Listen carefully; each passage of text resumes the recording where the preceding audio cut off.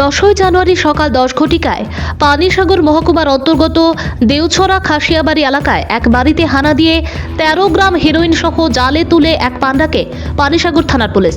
জানা যায়, পানিসাগর থানার নতুন ওসি আশিস কুমার সরকার কর্মে যোগ দেবার পর থেকে পানিসাগর থানা এলাকায় একের পর এক ড্রাগস কারবারিদের ডেরায় হানা দিয়ে তাদের গ্রেপ্তার করে গারদে পড়ছেন। এমত অবস্থায় আজ সকালে খাসিয়াবাড়ি এলাকা থেকে মৃত ফিলিপ শোয়ের 25 বর্ষীয় পুত্র পৌলোস পালসিনকে নিজ বাড়ি থেকে হেরোইন সহ হাতে নাতে আটক করে পানিসাগর থানার পুলিশ। এই মর্মে পানিসাগর থানার পুলিশ এনডিপিএস ধারায় মামলা নিয়ে সোপর্দ করে ধর্মনগর জেলা আদালতে। জানা যায়, অভিযুক্ত পৌলোস খাসিয়া বাড়ি সহ আশপাশ এলাকায় দীর্ঘদিন যাবৎ অবৈধ ড্রাগস বিক্রি করে যুব সমাজকে ধ্বংসের পথে ঠেলে দিচ্ছে। আজ পানিসাগর থানার ওসির নেতৃত্বে ড্রাগস মাফিয়া গ্রেপ্তারে কিছুটা হলেও স্বস্তির বাতাবরণ পরিলক্ষিত হচ্ছে পানিসাগর মহকুমা জুড়ে। অমলান দাসের রিপোর্ট, আসাম প্রাইম নেটওয়ার্ক।